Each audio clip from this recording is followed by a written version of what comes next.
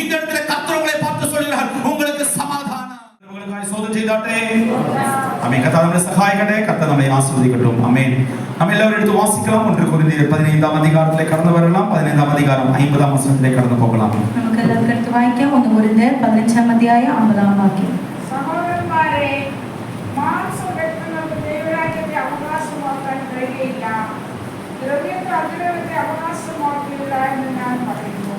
ஆமென். தமிழ்ல வாசிக்கலாமா? சகோதரரே, நான் சொல்லுகிறது என்னவெனில், மாம்சமும் இரத்தமும் தேவனுடைய ராஜ்யத்தை சுதந்தரிக்க மாட்டாது. அழிவுள்ளது அழியாமையை சுதந்தரிப்பதும் இல்லை. ஆமென். அதே மாதிரி 57ஆம் வசனம் 58ஆம் வசனம் வாசிங்க. 57 58. நம்முடைய கர்த்தராகிய இயேசு கிறிஸ்துவினாலே நமக்கு ஜெயம் கொடுக்கிற தேவனுக்கு ஸ்தோத்திரம். ஆகையால் எனக்கு பிரியமான சகோதரரே, கர்த்தருக்குள் நீங்கள் பாடுபடுகிற பிரயாசம் விருதாவாய் இராதென்று அறிந்து நீங்கள்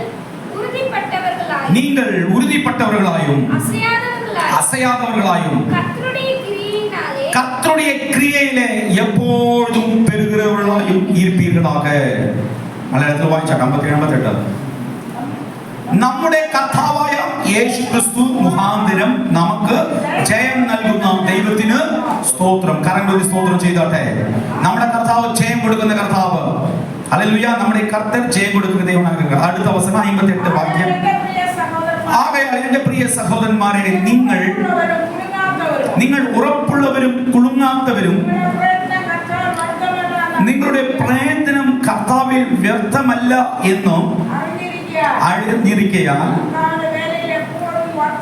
കർത്താവിന്റെ വേലയിൽ എപ്പോഴും വർദ്ധിച്ചു വരുന്നവരാകുവീൻ. ആമേൻ. ഹല്ലേലൂയ. വർദ്ധിച്ചു വരുന്നവർ ആകുവീൻ. കർത്താവ് നമ്മളെ സഹായിക്കട്ടെ. കർത്താവ് നമ്മളെ ആസ്വദിക്കട്ടെ. இந்த வசனம் கடத்திய வாசித்தோம். நீங்கள் உறுதிப்பட்டவர்களாயும் அசையாதவர்களாயும் கர்த்தருடைய கிரியையிலே எப்பொழுதும் பெருகிறவர்களாயும் இருப்பீர்களாக. നമ്മളുടെ വായിക്കുവാൻ ഇടയായിത്തീർന്നു. നിങ്ങൾ ഉറപ്പുള്ളവരും കുലുങ്ങാത്തവരും ആയിരിക്കാൻ ദൈവത്തിന്റെ വചനം പറയുന്നു. ഇത് എதற்காக சொல்கிறார் என்றால், நாம் தேவனுடைய ராஜ்யத்துடைய பிள்ளைகளாக இருக்கிறோம். ഇത് എന്തിനു വേണ്ടി പറയുന്നു വെച്ചാൽ, നമ്മൾ എല്ലാവരും ദൈവത്തിന്റെ രാജ്യത്തിന്റെ മക്കളായിരിക്കും.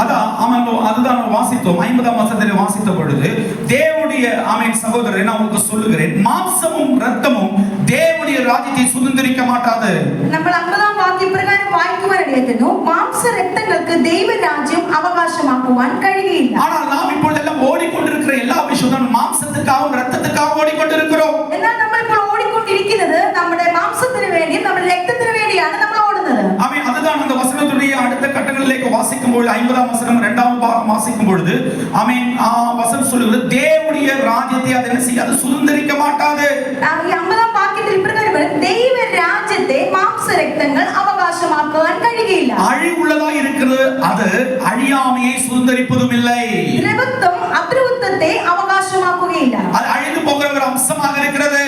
அது அழிந்து പോകുന്ന വിഷയമായിരിക്കുന്നു. ஆமென். நீங்கள் சிந்தித்து பாருங்கள், அழிந்து போகிற மாம்சத்துக்காக ரத்தத்துக்காக எவ்வளவு அதிகமாக ஓடிக்கொண்டிருக்கிறோம். നമ്മൾ ചിന്തിച്ചു നോക്കണം, ഈ അഴിഞ്ഞു പോകുന്ന നമ്മുടെ ശരീരത്തിനായും രക്തത്തിനും വേണ്ടി നമ്മൾ ഒത്തിരി എത്രത്തോളം പ്രവർത്തിക്കുന്നു എന്നുള്ളത്. ഇന്ന് പരിശുദ്ധാത്മാവ് ചില ആമേൻ മറഞ്ഞിരിക്കുന്ന ദൈവത്തിന്റെ രഹസ്യങ്ങളെ കർത്താവ് വെളിപ്പെടുത്താൻ പോകുന്നു. ദൈവത്തിലേക്ക് നാം മറഞ്ഞിരിക്കുന്ന ചില രഹസ്യങ്ങൾ നമുക്ക് വെളിപ്പെടുത്താൻ പോകുന്നു. ആമേൻ. ஆமென். எத்தனை விசுவாசிக்கிறீர்கள்? ஆமென். எல்லாரும் பிரார்த்தனை. அப்ப பாருங்கள், 3 விஷயங்களை நீங்கள் பின்பற்றுவதற்கு ஒன்று என்ன செய்கிறது என்றால், ஆமென், நீங்கள் உறுதிப்பட்டவர்களாக இருக்க வேண்டும்.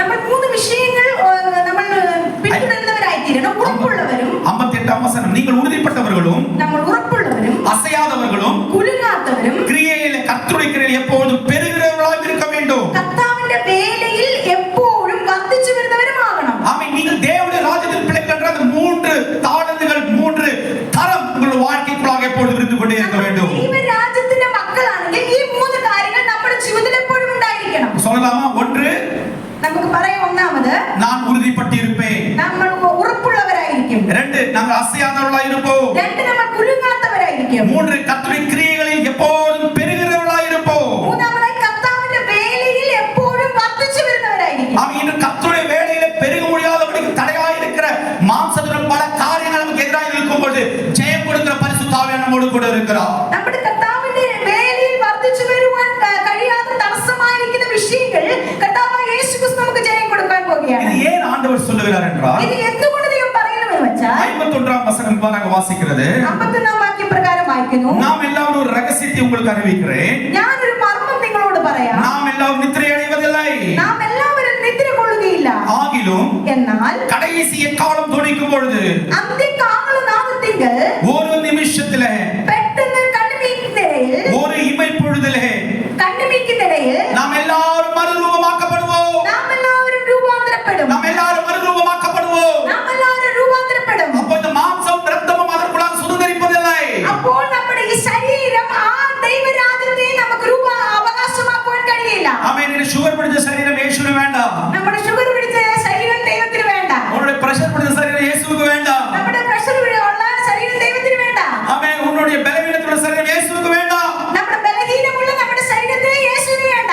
ஆண்டவர் சொல்கிறார், இந்த சரீரத்தை மாற்றி நான் புது சரீரத்தை என் பிள்ளைகளுக்காய் கொடுப்பேன். ദൈവം നമ്മളോട് പറയുന്നത് നമ്മുടെ ഈ ബലഹീനമുള്ള ഈ ശരീരത്തെ മാറ്റി ദൈവം നമുക്ക് പുതു ശരീരത്തെ കൊടുക്കുവാൻ, மகிமை நிறைந்த சரீரத்தை கர்த்தர் நமக்காய் கொடுப்பார். മഹത്വത്തിന്റെ ശരീരത്തെ നമുക്ക് കൊടുക്കുവാനിടയായി. ஆமென். ஒவ்வொரு சரீரத்துக்கும் வித்தியாசம் இருக்கிறது. എല്ലാ ശരീരങ്ങൾക്കും വ്യത്യാസമുണ്ട്. பிரியமானவரே, மீனுடைய சரீரத்தில் வித்தியாசம் இருக்கிறது. നീന്റെ ശരീരത്തിന് വ്യത്യാസമുണ്ട്. நம்முடைய சரீரத்துக்கு வித்தியாசம் இருக்கிறது. നമ്മുടെ മാംസത്തിന് വ്യത്യാസമുണ്ട്. அதே மாதிரி கர்த்தர் கொடுக்கிற விண்ணில் இருக்கிற சரீரத்துக்கும் வித்தியாசம் இருக்கிறது. അതുപോലെ സ്വർഗ്ഗത്തിന്റെ ശരീരത്തിനും വ്യത്യാസമുണ്ട്. அது கர்த்தருடைய மகிமையுள்ள வஸ்திரமுள்ள சரீரமாக இருக்கிறது. നമ്മുടെ സ്വർഗീയ ശരീരം എന്ന് പറയുന്നത് ദൈവത്തിന്റെ മഹത്വം നിറഞ്ഞ വസ്ത്രമുള്ളതാണ്. எத்தனை பேர் ஆமென் சொல்ல முடியும்? എത്ര പേർക്ക് ആമേൻ പറയാം? அப்ப பாருங்கள், ஏன் கர்த்தர் மாம்சமும் ரத்தமும் வேண்டாம் சொல்றதுக்கு காரணம், എന്തുകൊണ്ട് ദൈവം പറയുന്നു മാംസരക്തങ്ങളെ വേണ്ടെന്ന് പറയുന്നത്? ஆமென். ஆதியாகம புத்தகத்துல வாசிக்கும் பொழுது നമ്മൾ ഉൽപ്പത്തി പുസ്തകത്തിൽ വായിക്കുമ്പോൾ நோவாவோடு கர்த்தர் சொல்கிறார், மனுஷன் செய்த பாவங்களை நினைத்து அவர் மிகவும் வருத்தப்பட்டார்.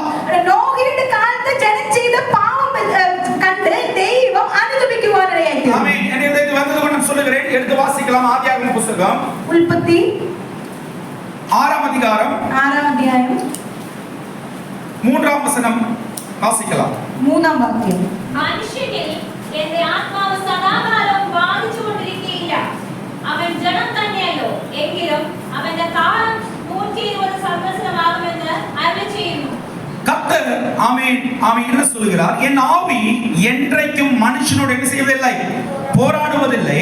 அவன் மாம்சம் தானே, அவன் இருக்க போகிற நாட்கள் 120 வருஷம் என்றார். മനുഷ്യനിൽ എന്റെ ആത്മാവ് സദാകാലവും വാദിച്ചു കൊണ്ടിരിക്കുകയില്ല. അവൻ ജഡം തന്നെയല്ലോ, എങ്കിലും അവന്റെ കാലം 120 സംവത്സരമാകും. அப்போ ஆமென், நன்றாக நீ கவனிக்கணும், நம்முடைய கர்த்தர் மாம்சம் உள்ளவர் அல்ல.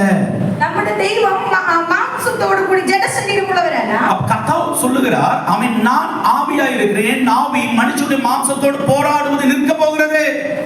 ദൈവം പറയുന്നത് ഞാൻ ആത്മാവാകുന്നു. ഈ ആത്മാവായിരിക്കുന്ന യേശു ഈ ജഡശരീരത്തോടുള്ള മനുഷ്യനോട് പോരാടിക്കൊണ്ടിരിക്കുന്നു. நீங்க எல்லாம் கவனமாக இருக்கணும், அப்பதான் உங்களுக்கு புரியும். நீங்க ஒரு மாம்சம் அல்ல, நீங்க ஒரு ஆவியா இருக்கிறீங்க. നിങ്ങളെല്ലാം ശ്രദ്ധയോടെ ഇരിക്കണം. നമ്മളെല്ലാം മാംസമല്ല, ഒരു ആത്മാവായിരിക്കുന്നു. ஆமென். உங்களுக்கு டெம்பரரியாய் கிடைத்த ஒரு நிரந்தரம் இல்லாத டெம்பரரி சரீரத்தில் நீங்கள் வாசம் செய்து கொண்டிருக்கிறீர்கள். നമ്മൾ നിരന്തരമല്ലാത്ത ഈ ശരീരത്തിൽ ഇപ്പോൾ ആത്മാവ് വാസം ചെയ്തുകൊണ്ടിരിക്കുന്നു. அதாவது பௌமிகമായ சரீரம், அதாவது இந்த பூலத்தில் இருக்கும் போது தேவன் கொடுத்திருக்கிற நிரந்தரமற்ற சரீரத்தில் என்ன செய்கிறீர்கள், வாசம் செய்கிறீர்கள். നമ്മൾ ഈ ഭൂമിയിൽ ഇരിക്കുമ്പോൾ നിരന്തരമല്ലാത്ത ഒരു ശരീരത്തിൽ ഇപ്പോൾ നമ്മൾ വസിച്ചുകൊണ്ടിരിക്കുന്നു. அப்ப என்ன ஆவிக்கும் சரீரத்துக்கும் என்ன சம்பந்தம்? அதுதான் 1 கொரிந்தியர் 15ஆம் அதிகாரத்தில் நமக்காக சொல்லப்படுகிறது. ഈ ആത്മാവിന് ശരീരത്തിന് തമ്മിൽ എന്താണ് ബന്ധമുള്ളതാണ് നമ്മൾ 1 കൊരിന്ത്യർ 15-ാം അധ്യായത്തിൽ വായിച്ചുകൊണ്ടിരിക്കുന്നു. அப்ப இந்த ஆமென், மனுஷனை தேவன் சிருஷ்டித்த போது ஜீவ சுவாசத்தை கர்த்தர் அவனுக்காய் கொடுத்தார். മനുഷ്യനെ ദൈവം സൃഷ്ടിച്ചപ്പോൾ ആ ദൈവ ശ്വാസത്തെ മനുഷ്യന് കൊടുക്കുവാനിടയായി. அப்போ அவன் சுவாசம் அவனுக்குள்ள கடந்த போது அவன் ஜீவாத்மாவாய் மாறினான். ഈ ദൈവത്തിന്റെ ശ്വാസം മനുഷ്യനുള്ളിൽ കടന്നു ചെന്നപ്പോൾ അത് ജീവനുള്ള ദേഹിയായി മാറി. வாசிங்க 2:7. യഹോവയായ ദൈവം ആ. നിലത്തെ പൊടി കൊണ്ട് മനുഷ്യനെ നിർമ്മിച്ചിട്ട് ആ. അവന്റെ മൂക്കിൽ ജീവശ്വാസം ഊതി ആ. മനുഷ്യൻ ജീവനുള്ള ദേഹിയായി തീർന്നു. அவன் நாசியிலே ஆமென் அவர் ஊதினார். எப்படி ஊதினார்? மனுஷனை பூமியின் மண்ணிலிருந்து உருவாக்கி ஆமென் அவனுக்கு ஜீவ சுவாசத்தை அவன் நாசியிலே ஊதினார். மனுஷன் ஜீவாத்மாவாய் மாறினான். യഹോവയായ ദൈവം നിലത്തെ പൊടി കൊണ്ട് മനുഷ്യനെ നിർമ്മിച്ചിട്ട് അവന്റെ മൂക്കിൽ ജീവശ്വാസം ഊതി മനുഷ്യൻ ജീവനുള്ള காரணம் என்னவென்றால் அவன் மனுஷனை தேவன் சிருஷ்டித்த போது அவன் ஆத்மாவிலானவனாய் இருந்தான். ഞാൻ ഈ കാര്യം നിങ്ങളോട് പറയുന്നത് ദൈവം മനുഷ്യനെ സൃഷ്ടിക്കുമ്പോൾ ജീവനില്ലാത്ത ഒരു ശരീരത്തെയാണ് ആദ്യം സൃഷ്ടിച്ചത്. அப்ப ஜீவன் இல்லாத சரீரத்துக்கு ஒரு ஜீவனுள்ள ஆத்மா உள்ளே போனபோது இந்த சரீரத்துக்கு ஒரு ஜீவன் புறப்பட்டது. ജീവനില്ലാത്ത ആ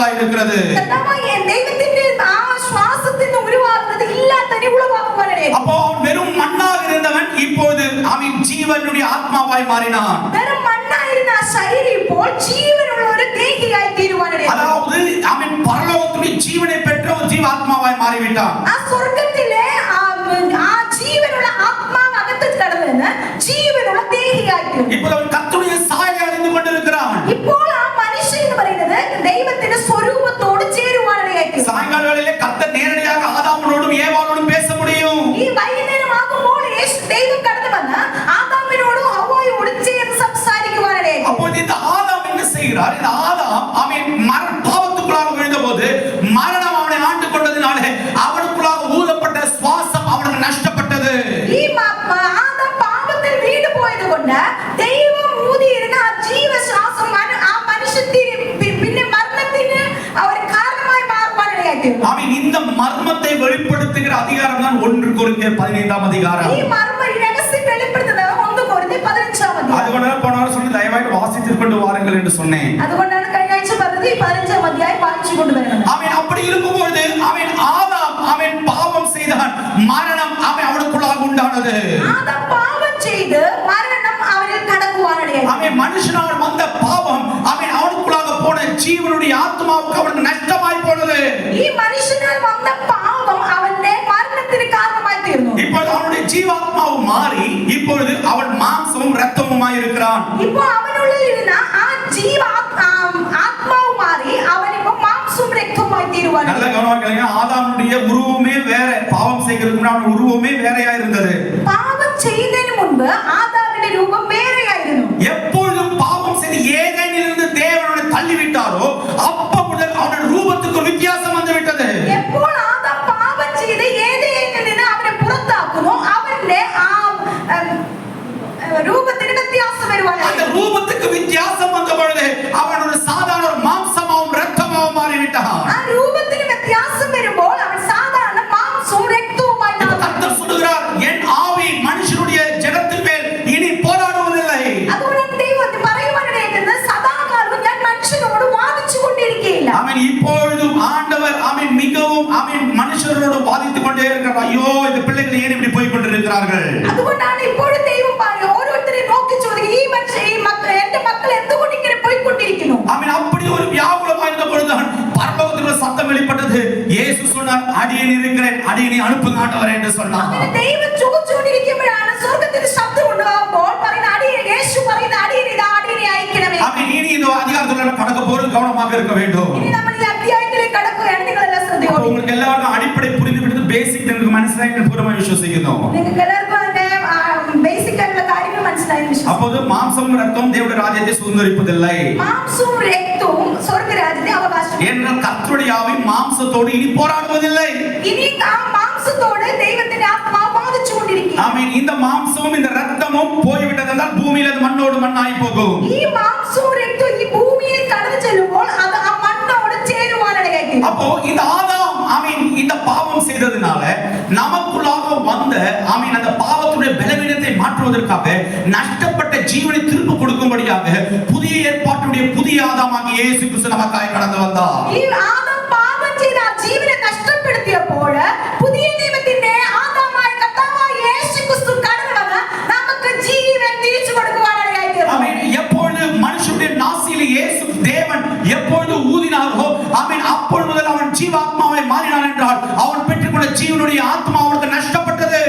ആ മനുഷ്യനെ ഉണ്ടാക്കിയ ജീവശ്വാസത്തെ മൂക്കിൽ ഊതുമ്പോൾ അവൻ ജീവനുള്ള ദേഹിയായി മാറുവാനിടയായി തീർന്നു. അവൻ പാപം ചെയ്തപ്പോൾ അത് നഷ്ടമാകുവാനിടയായി തീർന്നു. அப்போ விண்ணிலிருந்து வந்த புதிய இயேசுடைய ஆதாம் நமக்காய் கடந்து வந்த பொழுது எடுத்து வாசிக்கலாம். 1 கொரிந்தியர் ஆமென் 15ஆம் அதிகாரம் 48 49 வாசிச்சாரு. ஆமென் 15 48 49. 1 കൊരിന്ത്യർ 15ആം അധ്യായം 48 49. മണ്ണ് കൊണ്ടുള്ളവനെ പോലെ മണ്ണ് കൊണ്ടുള്ളവരും സ്വർഗീയനെ പോലെ സ്വർഗീയന്മാരും ആകുന്നു. നാം മണ്ണ് കൊണ്ടുള്ളവന്റെ പ്രതിമ ധരിച്ചതുപോലെ സ്വർഗീയന്റെ പ്രതിമയും ധരിക്കും. ஆமென். அப்பொழுது இங்கு சொல்லுகிறார் ஆமென் அதிலே 46ஆம் வசனம் முதல் வாசிக்கலாம். 45ஆம் வசனம் முதல் வாசிக்கலாம். 45. ഒന്നാം മനുഷ്യനായ ആദാം முந்தின மனுஷனாகிய ஆதாம் ജീവനുള്ള ദേഹിയായി തീർന്നു ஜீவ ஆத்மாவானான் என்று எழுதியிருக்கிறது. എന്ന് എഴുതിയിരിക്കുന്നുവല്ലോ. ആയിരുന്നല്ലോ. ആ. ഒടുക്കത്തെ ആദാം பிந்தின ஆதாம் ജീവിപ്പിക്കുന്ന ആത്മാവായി உயிர்ப்பிக்கிற ஆவியானார். கரங்களை தேவனுடைய ஸ்தோத்திரம் சொல்ல முடியுமா? அப்ப பழைய ஏற்பாட்டுடைய ஆதாம், പഴയ നിയമത്തിന്റെ ആദാം ஆமென், அவன் ஜீவாத்மாவாய் மாறிவிட்டான். தேகியாய் தீர்ന്നു. ஆமென். அப்பொழுது ஆமென், பிந்தின வந்த ஆதாம் உயிர்ப்பிக்கிற ஆவியாய் மாறினார். എന്നാൽ ഒടുക്കത്തെ ആദാം ജീവിപ്പിക്കുന്ന ആത്മാവായി. அவர் உயிர்ப்பிக்கிற சரீரம் அல்ல, உயிர்ப்பிக்கிற ஆவியாய் மாறினார். ആ ഒടുക്കത്തെ ആദാം ജീവിപ്പിക്കുന്ന ആത്മാവായി. ஆமென். அதுதான் பழைய ஏற்பாட்டில் வாசித்தோம்.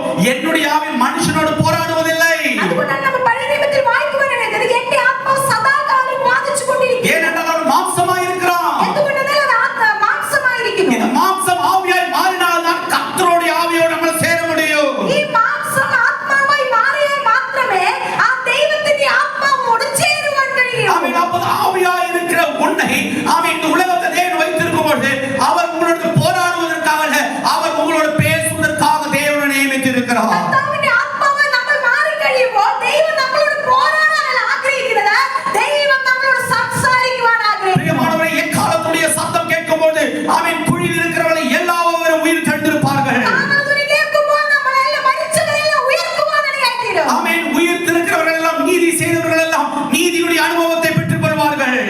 നീതി ചെയ്തവരെല്ലാം കർത്താവായ യേശുക്രിസ്തുവിന്റെ കാഹളം ധ്വനിക്കുമ്പോൾ ഉയർത്തപ്പെട്ട് നീതിയിലേക്ക് കടക്കുവാനിടയായിത്തീരും. ஆமென். அநீதி செய்தவர்கள் எல்லாரும் ஆமென், தேவனுடைய எரி நரகத்துக்குள்ளாய் கடந்து போகிற காலங்கள் கடந்து வருகிறது. നീതി ചെയ്തവരൊക്കെയും ആ അഗ്നി നരകത്തിലേക്ക് തള്ളപ്പെടുവാനിടയായിത്തീരും. இந்த மாம்சத்துக்காக இரத்தத்துடைய சந்தோஷத்துக்காக வாழ்ந்தவர்கள் எல்லாருக்கும் ஒரு நியாய தீர்ப்பு இருக்கிறது. ഈ ശരീരത്തിന്റെ സുഖത്തിനായി മാത്രം ജീവിക്കുന്നവർക്ക് ഒരു ന്യായവിധിയുണ്ട്. நோவா காலத்தில் அப்படி நடந்தபோது பெரிய ஒரு நியாய தீர்ப்பு அந்த தேசத்திலே கடந்து வந்தது. ആ നോഹയുടെ കാലത്ത് ആ ദേശത്തിൽ ഒരു ന്യായവിധി ഉണ്ടായി. அது தண்ணீருடைய நியாய தீர்ப்பு என்றால், അത് വെള്ളം കൊണ്ടുള്ള ന്യായവിധിയാണെങ്കിൽ வரப்போற நியாய தீர்ப்பு தண்ணி கொண்டல்ல, அது தீ கொண்டு இருக்கிற ஒரு நியாய தீர்ப்பா இருக்க போகிறது. വരാൻ പോകുന്ന ന്യായവിധി എന്ന് പറയുന്നത് വെള്ളം കൊണ്ടല്ല, അത് അഗ്നിയുടെ അന്നുള്ള ന്യായതീർപ്പാണ്. ஆமென். அதிலிருந்து விடுவிப்பதற்காக தான் ஆமென், விண்ணிலிருந்து வந்த ஆதாம் உயிர்ப்பிக்கிற ஆவியாக நமக்குள்ளாய் கடந்து வந்திருக்கிறார். അതുകൊണ്ട് ആ തീയിൽ നിന്ന് നമ്മളെ വിടുവിക്കുവാൻ വേണ്ടിയാണ് ആ സ്വർഗീയനായ യേശുക്രിസ്തു നമ്മളെ വന്ന് ജീവിപ്പിക്കുന്ന ആത്മാവായി കടന്നു വന്നത്. ஆமென். ஆதாம் என்கிற ஆமென் வார்த்தைக்கு அர்த்தம் is the son of God. ഈ ആദാം എന്ന് പറയുന്നത് ദൈവത്തിന്റെ മകൻ എന്നാണ്. கர்த்தருடைய குமாரன் என்ற அர்த்தம். ദൈവത്തിന്റെ മകൻ. முதல் குமாரன் தோற்று போய் விட்டான். ആദ്യത്തെ മകൻ തോറ്റുപോയപ്പോൾ ஆனால் ஆமென், இரண்டாவது வந்த கர்த்தருடைய குமாரனாகிய கிறிஸ்து தோற்று போகவில்லை. அவர் மரணத்தை ஜெயமாக நமக்காக வழங்கினார். രണ്ടാമത് വന്ന ദൈവത്തിന്റെ പുത്രൻ തോറ്റുപോയില്ല, അവൻ മരണത്തെ ജയിച്ചവനായി. ஆமென். பிரியமானவர்களே, நான் ஒரு பெரிய ஒரு மர்மத்தினுடைய சத்தியத்தை உங்களுக்காக சொல்ல போகிறேன். ഞാൻ നിങ്ങളോട് വലിയൊരു സത്യം പറയുവാൻ ആഗ്രഹിക്കുന്നു. ஆமென். எப்போது இயேசு கிறிஸ்து உயிர் தெழுந்தாரோ, എപ്പോൾ യേശുക്രിസ്തു ഉയർത്തെഴുന്നേറ്റോ, ஆமென், இயேசு கிறிஸ்து ஒரு அடைக்கப்பட்ட ஆமென், ஒரு ஆமென் அறைக்குள்ளாக கர்த்தருடைய ஆவியானவர் கடந்து போனார். ആ യേശുക്രിസ്തുവിന്റെ ആ അടയ്ക്കപ്പെട്ട റൂമിലെ അവിടെ കടന്നു ചെല്ലുവാനിടയായി. ஆமென். எல்லாரும் எடுத்து வாசிக்கலாம். ஆமென். யோவான் 20ஆம் அதிகாரம் 19ஆம் வசனம் முதல் 22ஆம் வசனம் வரை வாசிக்கலாம். சீக்கிரம் வாசிக்கலாம். ஹல்லேலூயா. யோவான் 20ஆம் அதிகாரம் 19 முதல் 22. യോഹന്നാൻ 20 അധ്യായം 19 മുതൽ 22 വരെ. வாரத்தின் முதல் நாள் ஆகிய அன்றைய தினம் சாயங்கால வேளையிலே, வாரத்தின் முதல் நாள், ஹல்லேலூயா, மனுஷன் சிருஷ்டிக்கப்பட்டது 6ஆவது ദിവസം. ஆனால் இங்கு ஒரு புதிய ஒரு தொடக்கத்தை கொடுப்பதற்காக வாரத்தின் முதல் நாள்.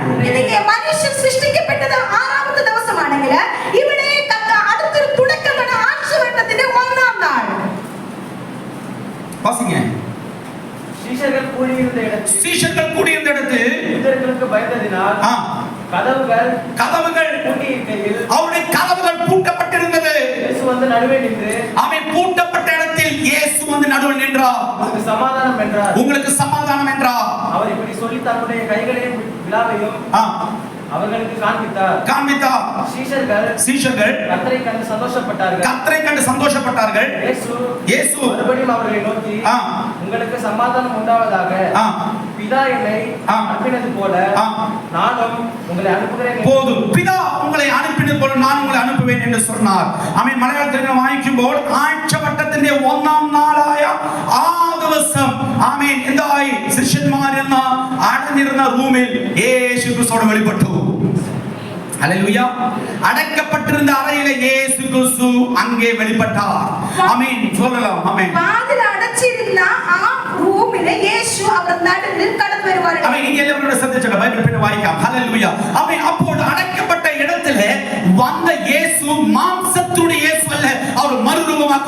இயேசுவா இருந்தார்.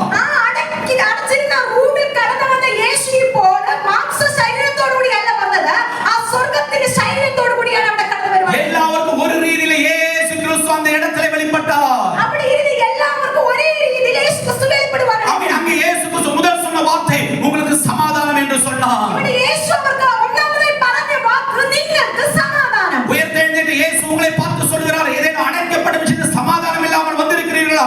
இந்த இடத்துல கர்த்தர் உங்களை பார்த்து சொல்கிறார், உங்களுக்கு சமாதானம். ഇവിടെ കടന്നു വന്ന ഉയർത്തെഴുന്നേറ്റ യേശു നിങ്ങളെ നോക്കി പറയുന്നത്, അടയ്ക്കപ്പെട്ട ഏതെങ്കിലും വിഷയത്തിൽ നിങ്ങൾക്ക് സമാധാനം ഇല്ലാതിരുന്നാൽ ഇന്ന് നിങ്ങളെ നോക്കി പറയുകയാണ്, നിങ്ങൾക്ക് സമാധാനം. ஆமென். சமாதானம் என்று சொல்லி கர்த்தர் சொல்றார், பிதாவு எப்படி என்னை அனுப்பினாரோ அதே மாதிரி நான் உங்களை இப்ப அனுப்ப போகிறேன்.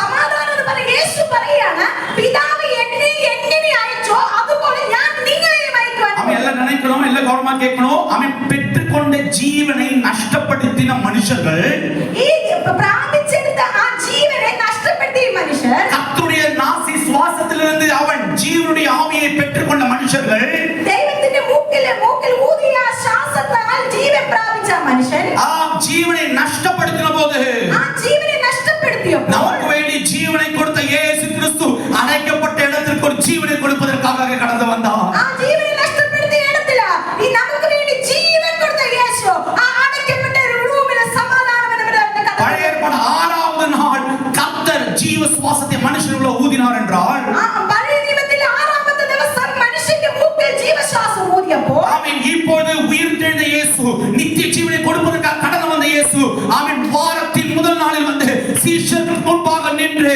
ஆமென், தன்னுடைய வாயை திறந்து அவர்களுடைய பரிசுத்த ஆவியானவரை ஊதினார். അപ്പോൾ കർത്താവായ യേശു ക്രിസ്തു ഇപ്പോൾ കടന്നു വന്ന ആഴ്ചവട്ടത്തിൽ ഒന്നാമത് കടന്നു വന്ന ആ ജനത്തിന്റെ മേൽ പരിശുദ്ധ ആത്മാവിനെ ഊതുവാനായി. ஆமென். அவர்கள் நஷ்டமான நித்தியமான ஜீவன் அந்த சீஷர்களுக்குள்ளாக கடந்து வந்தது. അവർക്ക് നഷ്ടമായ നിത്യ ജീവനെ ആ ശിഷ്യന്മാർക്ക് കടന്നു വരുവാനായി. ஆமென். அதே process, அதே காரியங்களை இயேசு கிறிஸ்து அடைக்கப்பட்ட இடத்திலே கர்த்தர் செய்தார். ആ പഴയ നിയമത്തിൽ ചെയ്ത അതേ പ്രോസസ് അടയ്ക്കപ്പെട്ട ഈ റൂമിലും യേശു ചെയ്യുവാനായി. 22ஆம் வசனம் இவ்வாறாக சொல்லுகிறது, 22ஆം വാക്യം പ്രകാരം പറയുന്നു, அவர்கள் மேல் ஊதி.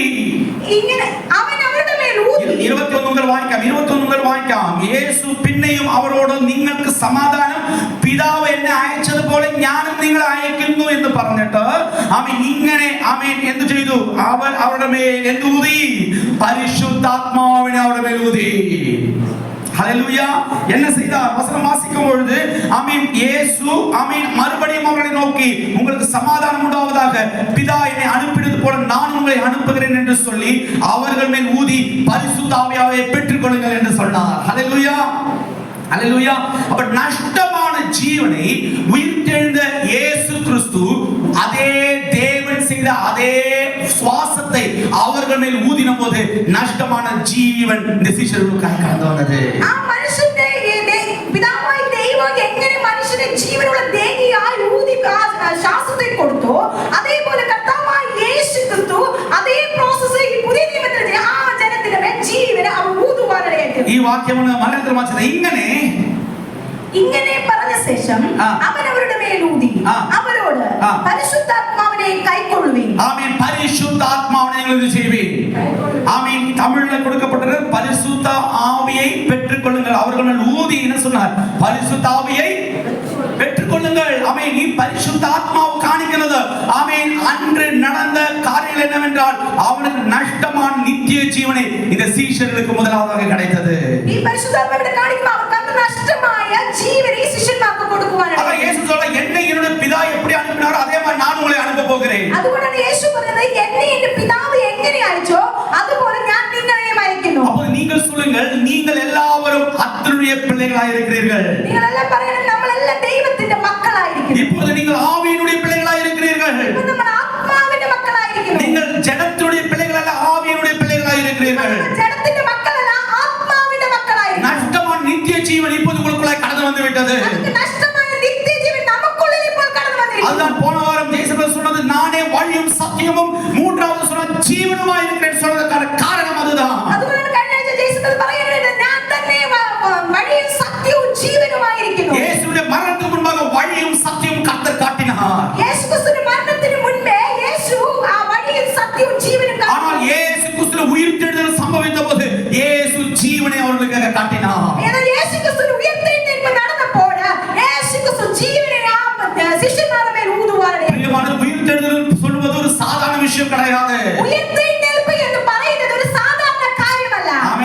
നമ്മളെല്ലാം എന്തോ സാധാരണ നനച്ചു കൊണ്ടിരിക്കുന്നു. നമ്മളെല്ലാം ഇപ്പോൾ സാധാരണമായ ഒരു കാര്യമായി വിചാരിച്ചുകൊണ്ടിരിക്കുന്നു. ഏതെങ്കിലും ഒരു ആത്മാ മരണத்துக்குள்ளாய் கடந்து போனால், பாதாளத்துக்குள்ளாய் கடந்து போனால், அதை யாராலும் விடுவிக்கப்பட முடியாது. ഏതെങ്കിലും ഒരു മനുഷ്യൻ പാതാളത്തിനുമേ കടന്നു പോയാൽ ആ മനുഷ്യനെ ആർക്കും വിടുവിക്കുവാൻ കഴിയില്ല. ஆமென். அப்படி ஆமென் இருக்கும்போது இயேசு கிறிஸ்து பாதாளம் வரை கடந்து சென்றார். അങ്ങനെ ഇരിക്കുമ്പോൾ യേശു ക്രിസ്തു പാതാളം വരെ കടന്നു പോവാണ്. ஆமென். பாதாளம் வரை கடந்து போன இயேசு ஆமென் தம்முடைய ஜீவனை கொடுத்து நமக்காக செய்தது என்ன? ஆமென். பெரிய ஒரு நஷ்டப்பட்ட நித்திய ஜீவனை கர்த்தர் நமக்காக கொடுத்தார். ஆமென். നഷ്ടപ്പെട്ട ആ ജനത്തിനു വേണ്ടി, നഷ്ടപ്പെട്ട ആമേൻ ഈ ജനത്തിനു വേണ്ടി ആമേൻ പാതാളം വരെ യേശു കടന്നു ചെന്ന് ആമേൻ കർത്താവ് ചെയ്തതെന്ന് അറിയാമോ? നഷ്ടപ്പെട്ട നിത്യ ജീവനെ നമുക്ക് വേണ്ടി കർത്താവ് തിരിച്ചു കൊടുത്തു. ഹല്ലേലൂയ. മൈക്ക് ഉപയോഗിക്കട്ടെ, എല്ലാവരും ശ്രദ്ധിച്ചാട്ടെ. ആമേൻ. ആമേൻ. നഷ്ടപ്പെട്ട ജീവനെ കർത്തർ யாருக்காக திருப்பி கொடுத்தார்? சொல்லுங்க. நாதாம் நஷ்டமாக்கினதை புதிய ஏற்பாட்டுடைய ஆதாம் நமக்காக திருப்பி கொடுத்தார். നഷ്ടമായ ജീവനെ പഴയ ആദാം നഷ്ടപ്പെടുത്തിയപ്പോൾ പുതിയ നിയമത്തിന്റെ ആദമായ യേശു ക്രിസ്തു നഷ്ടപ്പെട്ട ജീവനെ നമുക്ക് തിരിച്ചു കൊടുക്കുവാനായി. യേശു ക്രിസ്തു സകലവും അവருக்குள்ள കീഴ്പ്പെട്ടിരിக்கிறது. ഇപ്പോൾ കർത്താവായ യേശു ക്രിസ്തു എല്ലാം കീഴ്പ്പെട്ടിരിക്കുകയാണ്. ആമേൻ. എത്ര പേർ വിശ്വസിக்க முடியும்? എല്ലാം അവരുടെ കാലിൻ കീഴാக இருக்கிறது. എത്ര പേർക്ക് വിശ്വസിക്കാൻ കഴിയും? എല്ലാം അവന്റെ കാൽ കീഴായിരിക്കുന്നു. ഈ മർമ്മത്തെ നിങ്ങൾ മനസ്സിലാക്കി இந்த ரகசியத்தை புரிந்து கொண்டால் உங்களை யாராலும் ஜெயிக்க முடியாது. ഈ രഹസ്യത്തെ നമ്മൾ മനസ്സിലാക്കിയാൽ നമ്മളെ ഒരു കാര്യത്തിനും ജയിക്കുവാൻ കഴിയില്ല. நீங்கள் மாம்சத்திலே வாழ்ந்து கொண்டிருந்தால் நீங்கள் தோற்றுக் கொண்டு போய் கொண்டே നമ്മൾ இருப்பீர்கள். ഈ മാംസത്തിലേ ജീവിച്ചുകൊണ്ടിരുന്നാൽ നമ്മൾ തോറ്റുപോയിക്കൊണ്ടേയിരിക്കും. ஆமென். ஆண்டவர் சொல்றார், நீ மாம்சம் உள்ளவன் அல்ல, நீ மாம்சத்தில் தங்கி இருக்கிற ஒரு ஆவியாய் இருக்கிறாய். നമ്മൾ മാംസമല്ല, നമ്മൾ ഇപ്പോൾ മാംസത്തിൽ വസിക്കുന്ന ഒരു ആത്മാവായിരിക്കുന്നു. ஆமென். எப்போது இயேசு கிறிஸ்துவை சொந்த இரட்சகராக ஏற்றுக்கொண்டாயோ, ஆமென், இயேசு கிறிஸ்துவுடைய பெரிதான ஆவியுடைய வரத்தை பெற்றுக்கொண்டாயோ, அன்று முதல் நீ கர்த்தருடைய ஆவியானுடைய பிள்ளையாய் இருக்கிறாய். നമ്മൾ എന്ന് കർത്താവായ യേശു ക്രിസ്തുവിനെ നമ്മുടെ ജീവിതത്തിൽ സ്വീകരിച്ച് ആ പരിശുദ്ധാത്മാവിനെ പ്രാപിച്ചോ അപ്പോൾ നമ്മൾ ജീവനുള്ള ദേഹിയായി മാറി. ஆமென். அதுதான் 1 கொரிந்தியர் ஆமென் 15ஆம் வசனம் வாசித்தோம். ஆமென் 46ஆம் வசனம் வராக வாசித்தோம். 1 கொரிந்தியர் 15:46 ஆயிரம் ஆவிக்குரிய சரீரம் முந்தினதல்ல, ஜென்ம சரீரமே முந்தினது, ஆவிக்குரிய சரீரம் பிந்தினதா இருந்தது. ஆமென். முந்தின மனுஷன் பூமியில் உண்டான மண்ணானவன், இரண்டாம் மனுஷன் வானத்திலிருந்து வந்த கர்த்தர். 46 വാക്യം പ്രകാരം പറയുന്നു, എന്നാൽ ആത്മീയമല്ല പ്രാകൃതമത്രേ ഒന്നാമത്തേത്, ആത്മീയം പിന്നത്തേതിൽ വരുന്നു. ഒന്നാം മനുഷ്യൻ ഭൂമിയിൽ നിന്ന് മണ്ണുകൊണ്ടുള്ളവൻ, രണ്ടാം മനുഷ്യൻ സ്വർഗ്ഗത്തിൽ നിന്നുള്ളവൻ. ஆமென். அடுத்து 48 வாசிக்கும், மண்ணானவன் எப்படிப்பட்டவனோ மண்ணானவர்களும் அப்படிப்பட்டவர்களே. മണ്ണുകൊണ്ടുള്ളവനെ പോലെ മണ്ണുകൊണ്ടുള്ളവരും, வானத்துக்குரியவர் எப்படிப்பட்டவரோ வானத்துக்குரியவர்களும் அப்படிப்பட்டவர்களே. സ്വർഗീയനെ പോലെ സ്വർഗീയന്മാരുമാകുന്നു. ஆமென். இப்போ நீங்க நல்லா சொல்லணும், நீங்கள் மாம்சத்துக்கு உட்பட்டவர்களா, மண்ணானவனுக்கு உட்பட்டவர்களா, இல்லைங்கில் ஆமென் நீங்கள் வானத்துக்குரியவருக்கு உட்பட்டவர்களா? നിങ്ങൾ നന്നായി ഇപ്പോൾ പറയണം, നിങ്ങൾ മണ്ണുകൊണ്ടുള്ളവരാണോ അതോ സ്വർഗീയന്മാരാണോ? சொல்லுங்க. மண்ணா பொன்னா? മണ്ണാണോ പൊന്നാണോ? நீங்கள் மண்ணானோ? இல்ல. ஆமென். ஒருவன் கிறிஸ்துவுக்குள்ளாய் வந்தால் ஆமென் அவன் மண்ணில் இருந்த ஆதாமுடைய சரீரத்தை கர்த்தர் மாற்றி அவர் விண்ணில் உள்ள ஆதாம் நமக்காக ஜீவனை கொடுத்ததினால் அவன் ஆவிக்குரிய சரீரத்தை பெற்றுக் கொண்டிருக்கிறான். നമ്മൾ ഇപ്പോൾ കർത്താവായ യേശു ക്രിസ്തുവിൽ കടന്നു വരുമ്പോൾ നമ്മുടെ മണ്ണുകൊണ്ടുള്ള ശരീരത്തെ മാറ്റി ആ സ്വർഗീയന്റെ ശരീരം, ആ ജീവൻ നമുക്കുള്ളിൽ കടന്നു വരികയാണ്. அப்ப இந்த ஆவி உங்களுக்குள்ளாய் கடந்து வந்த பொழுது உங்களுடைய முகம் மாறி போக கூடாது. ஏனென்றால் விண்ணிலிருந்து வந்த கர்த்தருடைய ஆவியானவரை பெற்றுக்கொண்டவர்களாய் இருக்கிறாய். ഇത് നമ്മുടെ ഈ മണ്ണായ ശരീരത്തിൽ നമ്മൾ വാണിയിരിക്കേണ്ടവരല്ല, നമ്മളിപ്പോ സ്വർഗീയന്റെ ആ ശരീരത്തെ പ്രാപിച്ചവരാണ്. அதுதான் 49ஆம் வசனம், மேலும் மண்ணானுடைய சாயலை இப்போது அணிந்திருக்கிறது போல. 49 വാക്യം പ്രകാരം പറയുന്നത്, നാം മണ്ണുകൊണ്ടുള്ളവന്റെ പ്രതിമ ധരിച്ചതുപോലെ ஆமென் வானவருடைய சாயலை அணிந்து கொள்வோம். സ്വർഗീയന്റെ പ്രതിമയും ധരിക്കും. இப்போ just we are living in our body. நாம் இப்போ வாழ்ந்து கொண்டிருக்கிறது சரீர காரியத்தோடு வாழ்ந்து கொண்டிருக்கிறோம். ഇപ്പോൾ നമ്മൾ നമ്മുടെ ശരീരത്തിൽ വസിച്ചുകൊണ്ടിരിക്കുമ്പോൾ ஆமென் கர்த்தருடைய வருகை கடந்து வரும்போது இந்த சரீரம், மாம்சம், ரத்தம் இங்கே விழுந்து போய் ஆமென் உள்ளாக வாழ்ந்து கொண்டிருக்கிற தேவனுடைய ஆவியை தேவன் நமக்காக கொண்டு சேர்ப்பார். നമ്മൾ കർത്താവായ യേശു ക്രിസ്തുവിന്റെ വരവ് സംഭവിക്കുമ്പോൾ ഈ മാംസവും രക്തവും ഇവിടെ വിട്ടിട്ട് ആ സ്വർഗീയന്റെ ആത്മാവായി നമ്മൾ സ്വർഗീയനോട് ചേരുവാനിടയായി തീരും. ஆதாம் கையில் ஆண்டவர் ஏதேன் தோட்டத்தை ஒப்பு கொடுத்து பாதுகாத்துக் கொள் என்று சொன்னார். ആദാമിന്റെ കയ്യിൽ ഏദെൻ തോട്ടത്തെ ഉണ്ടാക്കി അതിനെ കാപ്പാൻ അവരെ ഏൽപ്പിക്കുവാനിടയായി. ஆனால் ஆதாம் தோற்று போனான். എന്നാൽ ആദാം അവിടെ തോറ്റുപോയി. காவல் செய்கிறவன் தோற்று போனான். കാവൽ ചെയ്യേണ്ടവൻ തോറ്റുപോകുവാനിടയായി. அதே போல் இன்று புதிய ஏற்பாட்டுடைய ஆதாம் உங்களுக்காக ஒரு ஏதேனை உன்னுடைய இதயத்திலே தேவன் பதித்து வைத்திருக்கிறார். ഇപ്പോൾ പുതിയ നിയമത്തിന്റെ ആദാമായിരിക്കുന്ന കർത്താവായ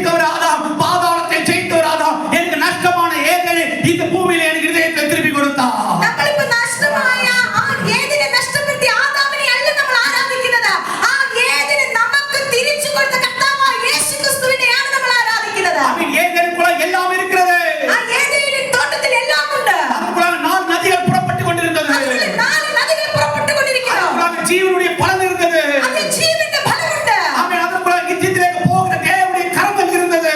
അതിൽ നിത്യരാജ്യത്തിലേക്ക് കടക്കുവാനുള്ള ആ ദൈവത്തിന്റെ കരം അതിനകത്തുണ്ടായിരുന്നു. പാതുകാക്ക தெரியாத ആദാം அதை നഷ്ടപ്പെടുത്തിയ പോലെ അത് സൂക്ഷിക്കുവാൻ കഴിയാത്ത ആദാം അതിനെ നഷ്ടപ്പെടുത്തിയപ്പോൾ ആമേൻ ഒരു പുതിയ ഒരു പാതുകാപ്പ് ഹൃദയത്തിലേക്ക് കൊടുത്ത് ഒരു പുതിയ ഒരു ഏദനെ ഉன்னுடைய இதயத்தில் இயேசு கிறிஸ்து ഉണ്ടാക്കിனார். ഒരു പുതിയ നമുക്ക് ഒരു കാവൽ കൊടുത്ത് കർത്താവ് യേശു ക്രിസ്തു ആ ഏദനെ നമ്മുടെ ഹൃദയത്തിൽ കൊടുക്കുവാനിടയാക്കി. ആമേൻ. ഉன்னுடைய இதயம் ஏதேனாயிருக்கிறது இப்பொழுது.